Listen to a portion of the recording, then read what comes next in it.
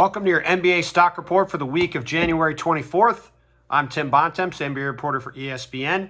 And here's what's trending up and down around the association, beginning with the defending champion Milwaukee Bucks. Now, look, a lot has gone on with the Bucks this season. They've had guys in and out of the lineup. Brook Lopez has basically not played. Drew Holiday and Chris Middleton have both missed big chunks of time. Dante DiVincenzo missed basically the first 2.5 months of the season. And yet, despite all of that, Milwaukee finds itself sitting a couple of games out of first place in the entire Eastern Conference. They're 18-3 this season when Giannis Antetokounmpo, Drew Holiday, and Chris Middleton are on the court together. And despite all the ups and downs this team has had, they have never shown any sign of anything other than being utterly confident in themselves and in the direction they're headed. And I think when you look at everything else that's going on around the Eastern Conference, no Ben Simmons in Philadelphia, the ongoing Kyrie Irving drama in Brooklyn, the Miami Heat have had injuries in and out of their lineup. I think you have to look at the Bucks as the favorites right now to get out of the East and back to the NBA Finals, and probably the favorites to win a second straight championship with the way they're playing and the way Giannis Antetokounmpo looks. So despite some ups and downs through these first couple months of the season, stock up for the Milwaukee Bucks, looking like a team that has every chance to repeat as champions this season. Now we'll shift to our second part of this stock up, which is the team that the Bucks beat in the Eastern Conference Finals last year to get to the NBA Finals, the Atlanta Hawks. Now, people might be surprised to hear about the Hawks being a stock-up team, given they have been one of the more disappointing teams in the league this season. But after trading Cam Reddish last week, the Hawks have now won 4 games in a row after throttling the Charlotte Hornets on Sunday night. And they're starting to maybe get a little bit of that mojo back that they had over the second half of last season. Now, people remember Atlanta getting into the playoffs, taking out the Knicks, stunning the Sixers, and going 6 games against the Bucks in the conference finals. What they might forget is that it took Atlanta going on a 27-11 run down the stretch after firing Coach Lloyd Pierce. That it was the only reason that Atlanta got into the playoffs at all, let alone going on the run they did after that. Now the Hawks have won 4 games in a row. They've crept within a game and a half of the final spot in the play-in tournament. And when you look at the teams that are fighting in the mix for that, you look at Atlanta. Atlanta's just as good, if not better, than all those teams. And I think if the Hawks can continue playing like this, they've got to feel pretty good about having a chance to turn their season around. And they've got several more winnable games here coming up over the next week or so. Let's see if they can keep this momentum going, maybe rip off 6, 7, 8 wins in a row and get themselves firmly back into that play-in tournament mix. And finally, we're going to go to another Eastern Conference team, a team that probably isn't going to make the play-in tournament this year, and frankly, has had a pretty down year on a lot of fronts, the Indiana Pacers. So why are we talking about them as a stock up?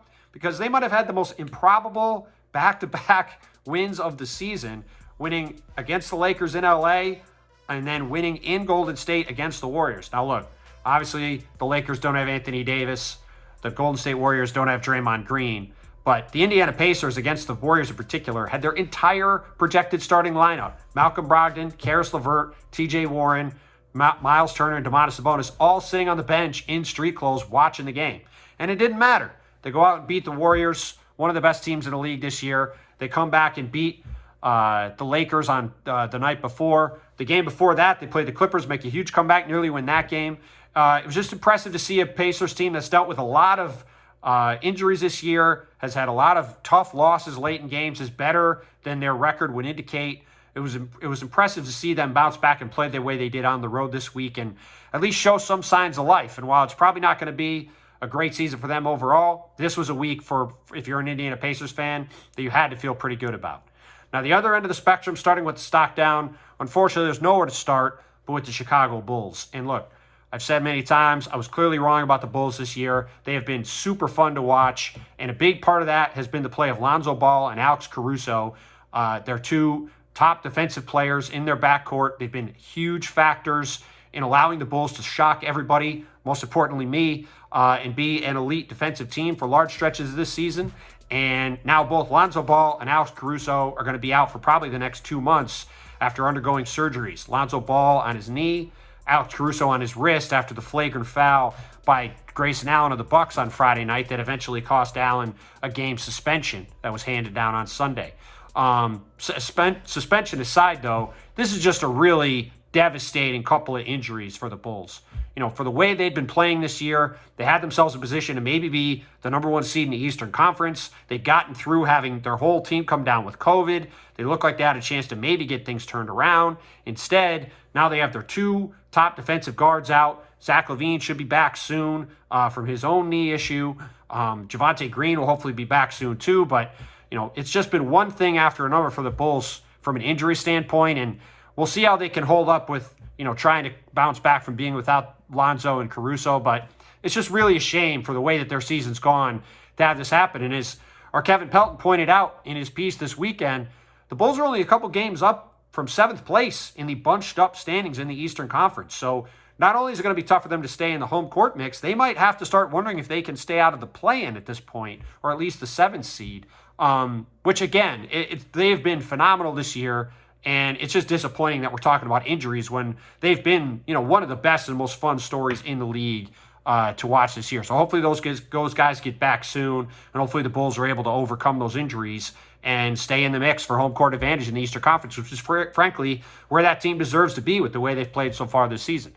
Now we'll go to the Washington Wizards, who on Sunday afternoon gave up a 50-piece to Jason Tatum. They fell back under 500. They're now staring at being at the bottom of the play-in tournament mix, and things have gone in a very different direction than the first few weeks of the season, where the Wizards were fighting for home court in the East, looked like a totally different team. Their defense was playing well under new coach Wes Unseld Jr. Everything was looking great. Now that has all gone the other way. The defense, as I watched this afternoon against the Celtics, has not been good. Bradley Beal has not played to his usual standard. I did not have him on my All-Star ballot on the pod I did with Brian Windhorst and Tim McMahon on the Hoop Collective this past Friday. And, the Wizards right now are looking like a team that, if I had to guess, will not be in the play-in tournament come the end of the regular season. And that's going to be a disappointment for them based off where they started. Now, obviously, the Russell Westbrook trade was a good move. You have to like some of the things about where the Wizards are headed. But ultimately, this team thought it was going to take a step forward from being in the play-in tournament and not making the playoffs as an 8 seed to potentially getting into the top 6 this year.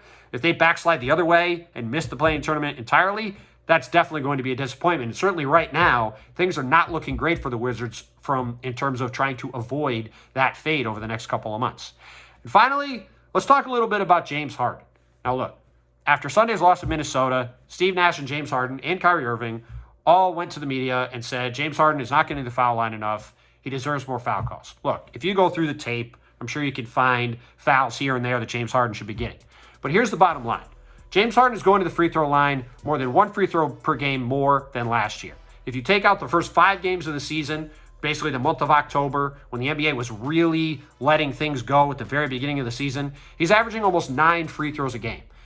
When he was playing with the Houston Rockets, he was averaging around 11 free throws a game. His usage rate was over 35. Sometimes it was up as high as 40. This year, his usage rate is under 28. So if his usage rate is that much lower and he's taking about 6 shots fewer per game, it stands to reason he's going to be taking 2 or 3 less free throws per game. So it is not, to me, about James Harden not getting to the foul line enough. That's the reason for his struggles this season. The reasons for his struggles this season are that he's shooting 7% lower on 2s, 3% lower on 3s, and his effective field goal percentage and his true shooting percentage are lower than they've been since his rookie year. That's simply not good enough. Now look, the Brooklyn Nets built this team to have 2 MVP caliber players in James Harden and Kevin Durant. And James Harden has not played like an MVP this year. Last year when he was healthy, he played like an MVP.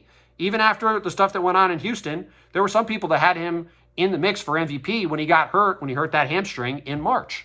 And this season, he has not been that level player. Now, I had him on my All-Star ballot, unlike Bradley Beal. I think he will go to Cleveland next month. I think he deserves to go to Cleveland next month. But this version of James Harden is not the version the Nets thought they were getting when they traded for him. They thought they were getting the top 5, top 10 version of James Harden. He just hasn't been good enough so far this year. And if the Nets want to get where they want to go, especially with the Kyrie being in and out of the lineup and only being able to play in road games and everything else that's going on with this team, they need James Harden to be playing like an MVP candidate. And that doesn't mean he gets an extra foul call a game and gets an extra free throw or 2 a game. It means he's shooting better. It means he's playing better. And it means if you go back to Monday when they played the Cavs, he's not isolating against Lauri Markkanen with 30 seconds to go in the game and committing a turnover instead of scoring. Those are the kind of things that the Nets need to see from James Harden, not him getting an extra call or two from the refs. But that's it. That is it for this week's Stock Report. I'm Tim Bontemps, ESPN's NBA reporter, and we'll be back to you next week after we see what else goes on in the association as, the crazy NBA season just continues.